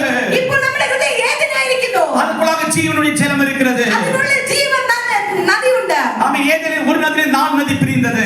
ഏദനിൽ 4 നദി പിരിയുന്നു. அதேபோல் உன்னுடைய இதயத்திலே பரலோகம் வைத்திருக்கிற நதி இப்பொழுது ஒழுகிக் கொண்டிருக்கிறது. ഇപ്പോൾ ആ സ്വർഗ്ഗം വെച്ചിരിക്കുന്ന ആ നദി നമുക്കുള്ളിൽ ഒഴുകിക്കൊണ്ടിരിക്കുകയാണ്. ஆமென். நீ கற்பித்தால் போதும், நீ கட்டளையிட்டால் போதும், அந்த நதி செல்ல வேண்டிய இடத்திலே கடந்து செல்லும். നമ്മളിപ്പോൾ കൽപ്പിച്ചാൽ ആ നദി പോകേണ്ട ഇടത്ത് കടന്നു ചെല്ലുവാനിടയാക്കി. விசுவாசிக்கிறீர்களா? ஆமென். நீங்கள் கட்டளையிட்டால் அந்த நதி செய்ய வேண்டிய காரியங்களை தேவன் செய்ய போகிறார். നിങ്ങൾ കൽപ്പിക്കുമ്പോൾ ആ നദി ചെയ്യേണ്ട കാര്യങ്ങൾ ചെയ്യുവാനിടയാക്കി. தேவனுடைய ராஜ்யம் உங்களுக்குள்ளாக இருக்கிறது. ദൈവരാജ്യം നമുക്കുള്ളിൽ ഇരിക്കുന്നു. தேவனுடைய ராஜ்யம் எப்படி நமக்குள்ளாக வந்தது? இயேசு கிறிஸ்து நமக்காக ஜெயித்த போது ஏதே நமக்கு திருப்பி கிடைத்தது. பிரியமானவர்களே, ആ ഏദൻ നമുക്കുള്ളിൽ എങ്ങനെ കടന്നു വന്നത്? കർത്താവ് യേശു ക്രിസ്തു ജയിച്ചപ്പോൾ ആ ഏദൻ നമുക്ക് തിരിച്ചു കിട്ടുവാനിടയാക്കി. பாதுகாத்துக் கொள்ள வேண்டியது உன்னுடைய கடமையா இருக்கிறது. ഇതിനെ സൂക്ഷിക്കേണ്ട കടമ ഇപ്പോൾ നമുക്കാണുള്ളത്. ஆதாம் பாதுகாக்கவில்லை, அவன் விழுந்து போனான். ആദം അതിനെ സൂക്ഷിക്കാതെ വീണുപോയി. இன்றைய தினத்திலே புதிய ஆதாம் தன்னுடைய சொந்த ஜீவனை கொடுத்து அவன் பழைய காலங்களில் நஷ்டமான ஏதேனை கர்த்தர் நம்முடைய இதயங்களை திரும்பமாக உண்டாக்கினார். ഇപ്പൊ കർത്താവ് യേശു പുതിയ ആദമായിരിക്കുന്ന യേശു ക്രിസ്തു തന്റെ ജീവനെ കൊടുത്ത ആ നഷ്ടപ്പെട്ട ഏതിനെ നമുക്ക് കൊടുക്കുവാനിടയാക്കി. கர்த்தாവ് சேலஞ்ச் கொடுக்கிறது ഏറ്റവും பெரியவனாயிருக்கிறார். കർത്താവ് ചാലഞ്ച് കൊടുപ്പാൻ ഏറ്റവും വലിയവനായിരിക്കുന്നു. അവൻ ചലഞ്ച് കൊടുപ്പാൻ കർത്താവ് ഏറ്റവും വലിയവനായിരിക്കുന്നു. ഏത് ശത്രു അവൻ മനുഷ്യനെ അവൻ ശരീരം കൊണ്ട് ജയിച്ചോ അതേ ശരീരം കൊണ്ട് യേശു നമുക്ക് വേണ്ടി വന്നു. അവൻ എന്റെ ശരീരത്തെ കൊണ്ട് അവൻ സാത്താൻ അവൻ മനുഷ്യനെ തോൽക്കടിത്താണോ അതേ ശരീരത്തോട് പുതിയ ഏർപ്പാട്ടിലൂടെ ആദാം നമ്മെ തേടി വന്നാ. ഹല്ലേലൂയ. എത്ര വിശ്വസിക്കുന്നുണ്ട്? അതിനെ വെളിപ്പെടുത്തുന്നത് അത് വെളിപ്പെടുത്തുகிறது தான் இந்த 1 கொரிந்தியர் 15 அதிகாரம். ஆமென். ഈ കാര്യങ്ങളെ വെളിപ്പെടുത്തുന്നതാണ് 1 കൊരിന്ത്യർ 15 ஆமென். അപ്പോൾ பாருங்கள், மனுஷனால் தான் மரணம் உண்டானது, மனுஷனால் மரித்தோரின் உயிர்த்தெழுதலும் உண்டாயிற்று. 1 கொரிந்தியர் 15:21. 1 കൊരിന്ത്യർ 15:21 വാക്യം ഇപ്രകാരം പറയുന്നു, മനുഷ്യൻ മൂലം മരണം ഉണ്ടാകയാൽ മരിച്ചവരുടെ പുനരുത്ഥാനവും മനുഷ്യൻ മൂലം ഉണ്ടായി. ஆதாமுக்குள் எல்லாரும் மரிக்கிறது போல ആദാമിൽ എല്ലാവരും മരിക്കുന്നത് പോലെ கிறிஸ்துவுக்குள் எல்லாரும் உயிர்ப்பிக்கப்படுவார்கள். ക്രിസ്തുവിൽ എല്ലാവരും ജീവിപ്പിക്കപ്പെടും. ആമേൻ. ആർക്കും സന്തോഷമില്ല. 21, 22 അനുഗ്രഹത്തിന്റെ പ്രസംഗം എല്ലാം നിർത്തി അനുഗ്രഹത്തിന്റെ പ്രസംഗം.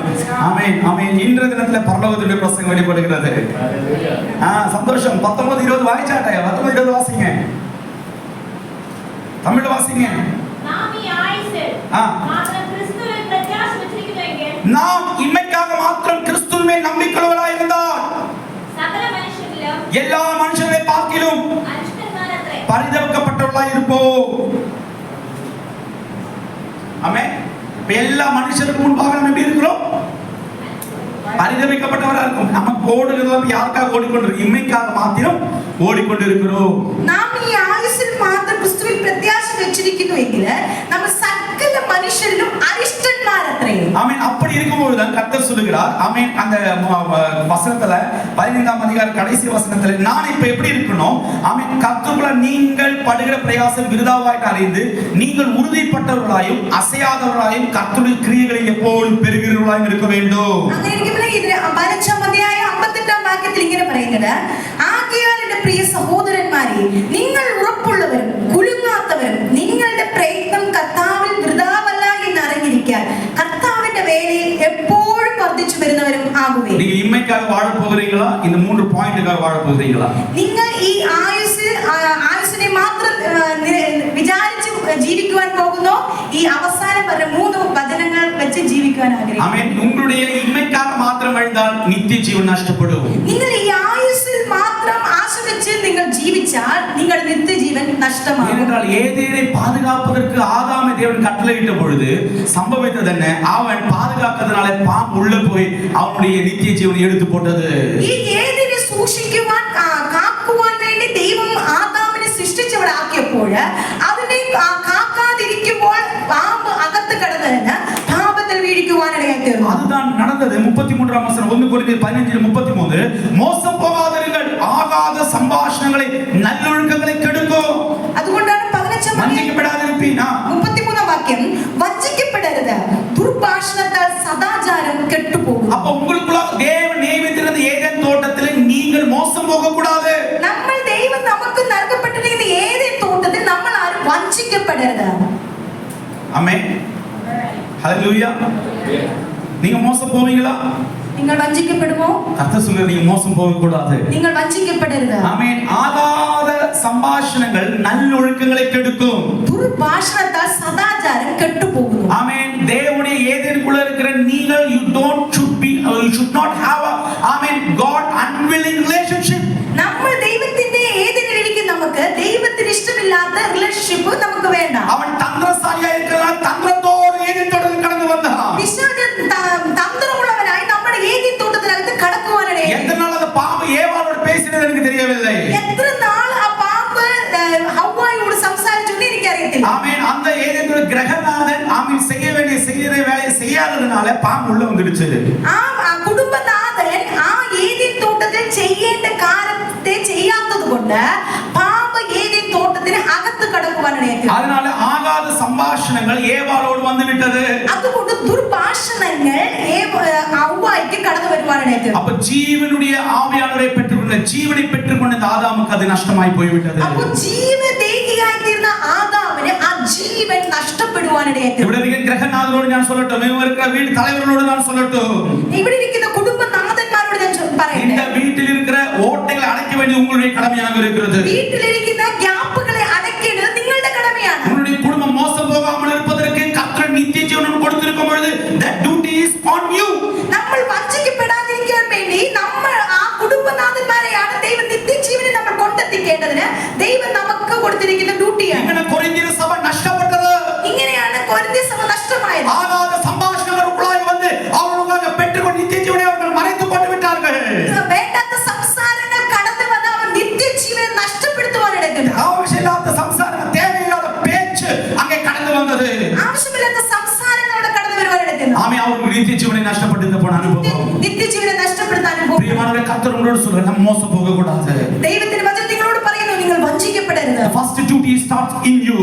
ഒന്നാമതായിട്ടുള്ള ഡ്യൂട്ടി കുടുംബനാഥന്മാർക്കുള്ളതാണ്. ஆமென். மரணம் உங்கள் வாழ்க்கையில் ஜெயிக்க கூடாது என்றால் ஆமென், அந்த டியூட்டி முதலாவது உங்களிலிருந்து புறப்படட்டும். മരണം നമ്മൾ ജയിക്കാതിരിക്കണമെങ്കിൽ ആ ഡ്യൂട്ടി ഒന്നാമത് കുടുംബനാഥനിൽ നിന്ന് തുടങ്ങട്ടെ. ஆமென். അതിനുശേഷം ஆமென், நான் உங்களோடு சொல்லுகிறேன், ஆமென், நீங்கள் தேவையில்லாத பேச்சுகளுக்கு இடம் கொடுக்க கூடாது. അതിനുശേഷം നിങ്ങളോട് ഞാൻ പറയട്ടെ, വേണ്ടാത്ത സംസാരങ്ങൾ നിങ്ങൾക്കുള്ളിൽ കടന്നു വരരുത്. ஆமென். நண்பர்கள் தானே சந்தோஷமாக ஆமென் பொட்டச் சொல்லு கலிவாக்கு செய்யாம എന്ന് പറഞ്ഞിട്ട് പോകല്ലേ. தேவையில்லாத பேச்சுகள் ஆமென் ஆமென் தந்திரமான பேச்சுகளுக்குள்ள நீங்கள் கடந்து போக கூடாது. ആവശ്യമില്ലാത്ത തന്ത്രമാണ് ആ സംസാരങ്ങൾ നിങ്ങൾ കടന്നു പോകരുത്. பிரியமானவரே, நீங்கள் கிருபையிலிருந்து விழுந்து போவீர்கள். നിങ്ങൾ അങ്ങനെ പോയാൽ കൃപയിൽ നിന്ന് വീണു പോകുവാനിടയായി. கிருபையிலிருந்து விழுந்து போகாமல் இருக்க வேண்டும் என்றால் உனக்கு கர்த்தர் நியமித்திருக்கிற ஏதேன் தோட்டம் உன்னுடைய இதயத்தில் இருக்கும்போது அதற்குள்ளாக நீ பாதுகாக்கப்பட்டவனாக இருக்க வேண்டும். നിങ്ങൾക്കുള്ളിൽ ദൈവം കൊടുത്തിരിക്കുന്ന ആ ഏതേൻ തോട്ടത്തെ നിങ്ങൾ കാക്കുന്നവരായിരിക്കണം. எத்தனை பேர் ஆமென் சொல்ல முடியும்? എത്ര പേർക്ക് ആമേൻ പറയാൻ കഴിയും? என்னுடைய இயேசுவின் வருகையில் கடந்து வரும் பொழுது എന്റെ കർത്താവായ യേശു ക്രിസ്തുവിന്റെ വരവ് കടന്നു വരുമ്പോൾ ஆமென், அந்த சாயங்காலம் இயேசுவின் தேவனுடைய சத்தம் ஆதாமே ஆதாமே கேட்ட பொழுது ஒளித்துக் கொண்டிருக்கிற ஆதாமாய் அல்ல, ஆமென், கர்த்தருக்காக காத்துக் கொண்டிருக்கிற புதிய ஏற்பாடு ஆதாமாக நம்ம எல்லாரும் மாறலாம். ആ പഴയ ഏദാമിനെ ആ വൈകുന്നേര വേളയിൽ ദൈവം അവിടെ കടന്നു വന്ന് ആദാമേ ആദാമേ എന്ന് വിളിക്കുമ്പോൾ ആദാം ഒളിച്ചു പോയതുപോലെയല്ല നമ്മളിപ്പോൾ ആയിരിക്കണം. നമ്മളെ വിളിക്കുമ്പോൾ നമ്മൾ ആ ശബ്ദത്തിൽ എടുക്കപ്പെടുന്നവരായിരിക്കണം. இன்று சாயங்கால வேளையிலே கர்த்தருடைய பேரை சொல்லி கூப்பிடும் பொழுது அவருடைய சத்தத்துக்கு கீழ்ப்படுகிறவர்களாய் நம்ம எல்லாரும் மாறலாம். നമ്മളെ പേര് പറഞ്ഞ് നമ്മളെ ഇന്ന് ദൈവം വിളിക്കുമ്പോൾ ആ ശബ്ദത്തിന് നമ്മൾ അനുസരിച്ച് കീഴ്പ്പെടുന്നവരായിരിക്കണം. നിന്റെ ഏതെങ്കിലും ഹൃദയത്തിൽ കർത്താവ് സംസാരിപ്പാൻ കടന്നു വരുമ്പോൾ ആണ്ടവർ பேசுவது കടന്നു വരുമ്പോൾ அந்த சத்தத்தை கேட்கிற செவி உள்ளவர்களாய் நாம் இருக்கலாம். നമ്മുടെ ഏതേൻ തോട്ടത്തിൽ കർത്താവ് നമ്മളോട് സംസാരിക്കാൻ കടന്നു വരുമ്പോൾ ആ ദൈവ ശബ്ദത്തെ നമ്മൾ കേൾക്കുന്നവരായിരിക്കണം. ஆமென். ஒரு ஏதேன் இப்போது பெருகினது, பல ஏதேனாக இப்ப பெருகிவிட்டது. ഇപ്പോൾ ഒരു ഏതേൻ ഇപ്പോൾ പല ഏതേനായിട്ട് ഇപ്പോൾ വർദ്ധിച്ചിരിക്കുന്നു. இப்போது சாத்தானுக்கு இதயத்துக்குள்ளாய் போவதற்கு அதிகாரம் கிடையாது. ഇപ്പോൾ സാത്താൻ നമ്മുടെ ഹൃദയത്തിൽ കടന്നു പോകാൻ അധികാരമില്ല. Because we are sealed in Holy Spirit. എന്തുകൊണ്ടെന്നാൽ നമ്മൾ പരിശുദ്ധാത്മാവിനാൽ മുദ്രയിടപ്പെട്ടവരാണ്. பரிசுத்த முத்திரையிடும்போது அதுக்குள்ளாக தீ ஓடிக்கொண்டே இருக்கிறது. അപ്പോൾ പരിശുദ്ധാത്മാവിനാൽ മുദ്രയിടുമ്പോൾ അതിനുള്ളിൽ തീ കടന്നു വന്നുകൊണ്ടേയിരിക്കുകയാണ്. உன்னுடைய ஆவிக்கு மேலாக கொண்டிருக்கிறது. നമ്മുടെ ആത്മാവിന് മേൽ ഒരു വലിയ തീ സഞ്ചരിച്ചു കൊണ്ടിരിക്കുകയാണ്. പെന്തക്കോസ്ത് നാൾ വന്നപ്പോൾ അഗ്നിമയമായ നാവുകൾ വന്നതുപോലെ ജീവനുடைய നാളുകൾ ഉടനീളത്തിൽ ഓടിക്കൊണ്ടിരിക്കുന്നത്. പെന്തക്കോസ്ത് നാളിൽ കൂടിയിരുന്നവരുടെ മേൽ അഗ്നിമയമായ നാവുകൾ കടന്നു വന്നതുപോലെ നമുക്കുള്ളിൽ ആ അഗ്നി കടന്നു വന്നിരിക്കുകയാണ്. நீ சொல்ல முடியுமா என் வாயிலிருந்து ஆகாத சம்பாஷணை வராது. നിങ്ങൾക്ക് പറയുവാൻ കഴിയും എന്റെ നാവിൽ നിന്ന് വേണ്ടാത്ത സംസാരം വരത്തില്ല. என்னுடைய இருதயம் கர்த்தருடைய ஏதேனாக இருக்கிறது. എന്റെ ഹൃദയം ദൈവത്തിന്റെ ഹൃദയമാണ്. என் கர்த்தருடைய சத்தம் கேட்கப்படும். ഞാൻ ദൈവത്തിന്റെ ശബ്ദത്തെ കേൾക്കും. அப்ப அந்த சத்தத்தை கேட்டு நாங்கள் எல்லாரும் உயிர்த்தெழுந்திருப்போம். ആ ദൈവ ശബ്ദത്തെ കേട്ട് ഞങ്ങൾ എല്ലാം ഉയർക്കപ്പെടും. கடைசி காலத்தில் உயிர்த்தெழுவதற்காக பரிசுத்த ஆவியானவர் நம்ம எல்லாரும் பெற்றிருக்கிறோம். നമ്മുടെ അവസാന സമയത്ത് കർത്താവിന്റെ വരവില്ല ആ ദൈവത്തിന്റെ ശബ്ദത്തെ കേൾക്കുവാൻ നമ്മൾ ആത്മാവിനെ പ്രാപിച്ചിരിക്കുന്നു. ഈ ശരീരം രക്തവും മാംസവും വിതയ്ക്കപ്പെടും. ഈ രക്തവും ശരീരവും ഇവിടെ വിതയ്ക്കുവാനിടയായി. ആമേൻ. അതുപോലെ കർത്തർ കൊടുത്ത ആവിയും இருக்கும். അതിനകത്ത് ദൈവം കൊടുത്ത ആത്മാവുണ്ട്. ஆமென். அப்போ கர்த்தருடைய சத்தம் கேட்கப்படும் பொழுது ദൈവത്തിന്റെ ശബ്ദം കേൾക്കുമ്പോൾ இந்த உள்ளாக கொடுத்திருக்கிற ஆத்துமாவி ഈ ദൈവം നമുക്ക് ഉള്ളിൽ കൊടുത്തിരിക്കുന്ന ആവിയും ചേർന്ന് പുതിയ ശരീരത്തോട് ആമേൻ പുതിയ മറുരൂപമാക്കപ്പെട്ട ശരീരത്തോട് രൂപാന്തരപ്പെട്ട ശരീരത്തോടെ നമ്മളെല്ലാവരും ഉയർത്തെഴുന്നേൽക്കും. നമ്മളെല്ലാവരും ഉയർക്കപ്പെടുവാൻ എത്ര ആമേൻ சொல்ல முடியும்? வரிசையாக நம்ம உயிர்த்தெழுந்திருப்போம். നമ്മൾ ഉയർക്കപ്പെടുവാൻ ഇടയായിത്തീരും. പൗലോസ് മുതൽ ഉയർത്തെഴുന്നേൽപ്പോൾ அதுக்கு பிறகு நம்ம எல்லாரும் உயிர்த்தெழுந்திருப்போம். നമ്മളെല്ലാവരും മുമ്പേ മരിച്ചവർ പഴയ നിയമത്തിന്റെ ആമേൻ ശിഷ്യന്മാർ ഉയർത്തെഴുന്നേൽക്കുമ്പോൾ അതുകഴിഞ്ഞ് നമ്മളും ഉയർത്തെഴുന്നേൽക്കും. പഴയ ഏർപ്പാടുடைய ശിഷ്യர்கள் ഉയർത്തെഴുന്നേൽക്കുമ്പോൾ നമ്മളും ഉയർത്തെഴുന്നേൽப்போம். പഴയ നിയമത്തിന്റെ ഭക്തന്മാരൊക്കെ ഉയർത്തെഴുന്നേറ്റ് വരും. നമ്മളും അതോട് ചേർന്ന് ഉയർക്കുവാൻ ഇടയായിത്തീരും. இப்போ உங்களுக்கு சந்தோஷம் வரணும் ஒண்ணுமே பண்ண முடியாது. ഇപ്പോഴും നിങ്ങൾക്ക് സന്തോഷം വന്നില്ലെങ്കിൽ ഒന്നും ചെയ്യാൻ പറ്റത്തില്ല. ഹല്ലേലൂയ. മാംസത്തിൽ ജീവിക്കുന്നത് വെളിയെ വരണം. നമ്മൾ ഈ മാംസത്തിൽ ജീവിക്കുന്നതിൽ നമുക്ക് വെളിയിൽ വരണം. എന്ന് പറഞ്ഞാട്ടെ I am a spirit. ഇപ്പോൾ നമ്മൾ കണ്ണടച്ച് പറയാൻ കഴിയുമോ ഞാൻ ആത്മാവാകുന്നു. I am just living in my body. ഞാൻ ഇപ്പോൾ ഈ ആത്മാവേ എന്റെ ശരീരത്തിൽ ഇപ്പോൾ വസിക്കുന്നത് മാത്രമേ ഉള്ളൂ. It's only a temporary hope for me. എനിക്ക് ഇത് നമുക്ക് ടെമ്പററി ആയിട്ടുള്ള ഒരു പ്രത്യാശ മാത്രമേ ഉള്ളൂ. ஆனால் கர்த்தருடைய வருகையில் எடுக்கப்படும் பொழுது நம்ம என்ன கர்த்தாവിന്റെ വരവ് കടന്നു വരുമ്പോൾ கர்த்தருடைய கைப்பணியாய் இருக்கிற കർത്താവിന്റെ കൈപ്പണിയായുള്ള പരലോക വീട്ടിൽ ഞാൻ കടന്നു പോവേൻ. ആ നിത്യഭവനത്തിൽ ഞാൻ കടന്നു പോകും. ഇതാ കർത്താവിന് നിയമിച്ച ദൂതൻ എന്നിൽ കൈയേൽപ്പിച്ചത്. ഈ கர்த்தர் எனக்காய் கொடுத்த தேவனுடைய வார்த்தைகள் இதுதான் இருக்கிறது. எத்தனை பேர் ஆமென் சொல்ல முடியும்? எத்தனை பேர் அதுக்கு வேண்டி ஆயத்தமாக இருக்கிறீர்கள்? ஆமென். கர்த்தர் சொல்லுகிறார் ஆமென் நீங்கள் மோசம் போகாதிருங்கள். ദൈവത്തിന്റെ വചനം പറയും നിങ്ങൾ വഞ്ചിക്കപ്പെടരുത്. ஆமென். கர்த்தர் சொல்லுகிறார் ஆதாமின் ஆமென் மரணம் உண்டானது போல ஆதாமுக்குள் எல்லாரும் மரிக்கிறது போல கிறிஸ்துவுக்குள் நாம் எல்லாரும் உயிர்ப்பிக்கப்படுவோம். ദൈവത്തിന്റെ വചനം പറഞ്ഞ ആദാമിൽ എല്ലാവരും മരിക്കുന്നത് പോലെ ക്രിസ്തുവിൽ എല്ലാവരും ജീവിപ്പിക്കപ്പെടും. ആമേൻ. നമ്മൾ മരിക്കും പക്ഷേ നമ്മൾ ജീവിക്കും. നമ്മൾ മരിച്ചാൽ നമ്മൾ ജീവിക്കും. യേശു ജീവിക്കുന്നത് കൊണ്ട് എന്റെ യേശു ജീവിക്കുന്നത് കൊണ്ട് എന്നേക്കും ജീവിക്കും. ഞാനും എന്നേക്കും ജീവിക്കും. എത്ര പേർ ആമേൻ சொல்ல முடியும்? യേശുവിനോട് കൂടി ജീവിക്കുന്നതിനാல എന്നേക്കും ജീവിപ്പേ. ആമേൻ. യേശു ജീവിക്കുന്നത് കൊണ്ട് ഞാനും എന്നേക്കും യേശുവിനോട് കൂടെ ജീവിക്കും. ആമേൻ. എത്ര പേർ തയ്യാറായിരിക്കുക? I am going to protect my heart, my own Eden. എനിക്ക് ദൈവം കൊടുത്തിരിക്കുന്ന ഹൃദയമാവുന്ന ഏതിനെ ഞാൻ അത് സൂക്ഷിക്കുമെന്ന് എത്ര പേർക്ക് പറയാം? ഏതിൽ ദൈവം കൂട്ടി ചേർത്ത് അവരുടെ പുതിയ യെരൂശലേമിലേക്ക് നമ്മെ കൂട്ടി ചേർത്താ. ഈ ഏതിൽ നമ്മൾ ദൈവം കൂട്ടിച്ചേർക്കാൻ പോകുന്ന പുതിയ യെരൂശലേമിലേക്കാണ്. ആമേൻ. இந்த ആമേൻ മാംസവും രക്തവും അതിന്മേൽ കടക്ക முடியாது. ഈ മാംസവും രക്തവും ഈ പുതിയ യെരൂശലേമിൽ പോകാൻ കഴിയില്ല. കർത്തർ കൊടുത്ത ശരീരത്തോട് നമ്മൾ എല്ലാവരും കടന്നു പോകും. ദൈവം നമുക്ക് രൂപാന്തരപ്പെടുത്തി കൊടുക്കുന്ന ആ ശരീരത്തോട് നമ്മൾ അവിടെ കടക്കുവാൻ ഇടയായിത്തീരും. ഈ ഉലകം മിகவும் ஆச்சரியப்படத்தக்க போகிற பெரிய அற்புதம் என்னவென்றால் this is the rapture of the world. ഈ ലോകം ഏറ്റവും ആശ്ചര്യപ്പെടാൻ പോകുന്ന വിഷയം എന്ന് പറയുന്നത് ഇനി നടക്കാൻ പോകുന്നത് കർത്താവായ യേശു ക്രിസ്തുവിന്റെ വരവാണ്. ആമേൻ. இப்போது சமாதானம் செய்கிறது உலகத்தில் பெருகிக் கொண்டிருக்கிறார்கள். ഇപ്പോൾ പല സമാധാനങ്ങളെ കൊടുക്കുന്ന പലവിധമായ വിഷയങ്ങൾ വർദ്ധിച്ചു. അന്ത്യകാലങ്ങളിലെ കடைசி കാല അടയാളങ്ങൾ ഉലകത്തിൽ വെളിപ്പെടാൻ ആരംഭിച്ചു വിട്ടത്. അന്ത്യകാലത്തിന്റെ അടയാളങ്ങൾ വെളിപ്പെട്ടുകൊണ്ടിരിക്കുകയാണ്. യേശുവിന്റെ വരുക എപ്പോൾ വേണ്ടുമാണെങ്കിലും കടന്നു വരണം. കർത്താവിന്റെ വരവ് എപ്പോൾ വേണമെങ്കിലും സംഭവിക്കാം. ആമേൻ. அந்த സമയത്ത് you should protect your Eden in you. നമ്മളുടെ കർത്താവ് നമുക്ക് കൊടുത്തിരിക്കുന്ന ഏതിനെ നമ്മൾ സൂക്ഷിക്കുന്നവരായിരിക്കണം. ആമേൻ. കർത്തരുடைய சத்தம் கேட்கும்போது நீ எழுந்திருக்கிறவனாய் இருக்க வேண்டும். കർത്താവിന്റെ ശബ്ദം കേൾക്കുമ്പോൾ നമ്മളെല്ലാം ഉയർത്തെഴുന്നേൽക്കുന്നവരായിരിക്കണം. ആമേൻ. உன்னுடைய அறைகள் கட்டப்பட்டதாக இருக்க வேண்டும். നമ്മുടെ അറകൾ കെട്ടപ്പെട്ടതായിരിക്കണം. உன்னுடைய விளக்குகள் எரிகிறதாக இருக்க வேண்டும். നമ്മുടെ വിളക്ക് എപ്പോഴും കത്തിക്കൊണ്ടിരിക്കണം. யோவான் சொன்னது போல அவன் எரிந்து பிரகாசிக்கிற தீயாய் இருந்தது போல நீங்களும் நானும் ஆட்களி ஜுவாலை உள்ள தீகளாய் இருக்க வேண்டும். യോഹന്നാനിൽ പറയുന്നത് പോലെ അവൻ പ്രകാശിക്കുന്ന വിളക്കായിരുന്നു പറഞ്ഞാൽ നമ്മൾ എരിയുന്ന വിളക്കുകളായിരിക്കണം. எத்தனை பேர் சொல்ல முடியும்? എത്ര പേർക്ക് പറയുവാൻ കഴിയും? நான் கத்தி எறிகிற தேவனுடைய வெளிச்சத்தில் பிரகாசமாய் மாற போகிறேன். ഞാൻ കത്തിയിരുന്ന കർത്താവിന്റെ പ്രകാശമായി മാറും. ஆமென். ஆகாத சம்பாஷணங்கள் எனக்கு സംഭാഷണം എനിക്ക് വേണ്ട. വേണ്ടാത്ത സംസാരം എനിക്ക് വേണ്ട. പിരിച്ചെടുക്കപ്പെട്ടവൻ. ഞാൻ അതിൽ നിന്ന് വേർതിരിക്കപ്പെട്ടത്. I am separated from that. ഞാൻ ആ വിഷയത്തിൽ നിന്ന് വേർതിരിക്കപ്പെട്ടിരിക്കുന്നു. எனக்காக ஏதேன் உருவாக்கப்பட்டு விட்டது. എനിക്ക് വേണ്ടി ഏതേൻ ഉണ്ടാക്കപ്പെട്ടിരിക്കുന്നു. எனக்காக நஷ்டமான நித்தியஜீவன் எனக்குள்ளாக சுவாசமாக இயேசு கிறிஸ்து ஊதி எனக்காய் கொடுத்து விட்டார். എനിക്ക് നഷ്ടമായ ആ നിത്യജീവൻ യേശു എനിക്ക് ഊതി തിരിച്ചു കൊടുത്തിരിക്കുന്നു. ആമേൻ. ഇപ്പോൾ കർത്തരുടെ വരുகை വരുമ്പോൾ அந்த நித்திய ஜீவனோடு நம்ம எல்லாம் உயிர்த்தெழுந்திருக்க போகிறோம். കർത്താവിന്റെ വരവ് സംഭവിക്കുമ്പോൾ ആ നിത്യജീവൻ നമ്മളെല്ലാം ഉയർത്തപ്പെടുവാനായി. പാപത്തോട് ഉയർത്തെഴുന്നേൽക്ക முடியாது. പാപത്തോട് കൂടെ നമുക്ക് ഉയർത്തെഴുന്നേൽക്കുവാൻ കഴിയില്ല. ആമേൻ. അവിശ്വാസത്തിൽ നമ്മൾ കടന്നു പോക முடியாது. അവിശ്വാസത്തോടെ നമുക്ക് ഇവിടെ കടക്കുവാൻ കഴിയില്ല. ആമേൻ. நீங்களெல்லாம் அக்கினி ஜுவாலைகளாக கர்த்தருடைய நாளிலே நம்ம எல்லாம் எடுக்கப்பட போகிறோம். കർത്താവിന്റെ വരവിനെ നമ്മൾ ആ അഗ്നിജ്വാലയോടുകൂടി എടുക്കപ്പെടുവാനായി. എത്ര പേർ കൈ ഒപ്പ് കൊടുக்கிறீர்கள்? എത്ര പേർ അത് സമർപ്പിക്കുവാൻ? യേശുവിനെ പ്രസംഗിച്ചു, യോഹന്നാൻ പ്രസംഗിച്ചു, യോഹന്നാൻ പ്രസംഗിച്ചാൽ പരലോക രാജ്യം മിகவும் സമീപമായി இருக்கிறது. യോഹന്നാൻ ഇപ്രകാരം പ്രസംഗിക്കുന്ന ദൈവരാജ്യം സമീപിച്ചിരിക്കുന്നു. ആമേൻ. സമീപിച്ചിരിക്കുമ്പോൾ എല്ലാ അൺവാണ്ടഡ് ഹോൾസിനെ നമ്മൾ എല്ലാം അടയ്ക്കാം. ദൈവത്തിന്റെ ഓട്ടകളെ അടയ്ക്കണം.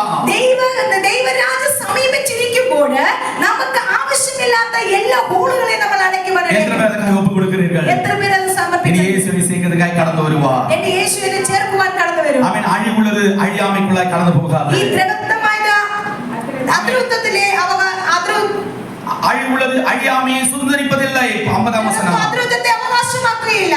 അതിനാൽ പ്രിയമാനവர்களே, അതുകൊണ്ട് പ്രിയമുള്ളവരെ, ആമേൻ, നമുക്ക് ജയം കൊടുക്കുന്ന தேவனுக்கு ஸ்தோத்திரம். അതുകൊണ്ട് നമുക്ക് ജയം കൊടുക്കുന്ന ദൈവത്തിന് സ്തോത്രം. നമുക്ക് ജയം കൊടുക്കുന്നത് കർത്തருக்கு സ്തോത്രം சொல்லலாமா? നമുക്ക് ജയം കൊടുക്കുന്ന ദൈവത്തിന് സ്തോത്രം പറയാം. നമ്മളെല്ലാം ജയാളിയുടെ മക്കളാ, ജയത്തിന്റെ പിള്ളകളായി இருக்கிறோம். നമ്മളെല്ലാം ജയാളിയായ അപ്പന്റെ മക്കളാണ്. உலகத்துக்காக வாழ்ந்தது போதும். ഈ ലോകത്തിന് വേണ്ടി ജീവിച്ചത് മതി. ஆமென். உன்னுடைய எல்லா தேவைகளுக்காக வாழ்ந்தது போதும். നമ്മുടെ എല്ലാ ആവശ്യങ്ങൾക്ക് വേണ്ടി മാത്രം ജീവിച്ചത് മതി. இதற்காக மாத்திரம் நீ கர்த்தரை பின்பற்றினால் மற்ற மனிதரை காட்டிலும் நீ பரிதவிக்கப்பட்டவனாய் ഈ இருப்பாய். ആവശ്യം മാത്രം നമ്മൾ പ്രത്യാശ വെച്ച് ജീവിച്ചാൽ മറ്റു മനുഷ്യരെക്കാൾ നമ്മൾ അരിഷ്ടന്മാരത്രേ. ஆமென். கிறிஸ்துவோ மரித்தோடு உயிர்த்தெழுந்து நித்திரை அடைந்தவருடைய முதல் பலனாக மாறினார். എന്നാൽ ക്രിസ്തു നിദ്ര കൊണ്ടവരിൽ ആദ്യഫലമായി മരിച്ചവരുടെ നിന്ന് ഉയർത്തിരിക്കുന്നു. ஆமென். அவர் முதல் பலனாய் மாறினார். കർത്താവായ യേശു ക്രിസ്തു മരിച്ചവരുടെ ഉയർത്തെഴുന്നേറ്റിരിക്കുന്ന ആദ്യഫലമായിരിക്കുന്നു. ஆமென். அவர் முதல் பலனாக மாறினார். ആദ്യഫലമായി മാറി. ஆமென். அதனால் நான் அடுத்த பலனாய் மாறப் போகிறேன். ഞാൻ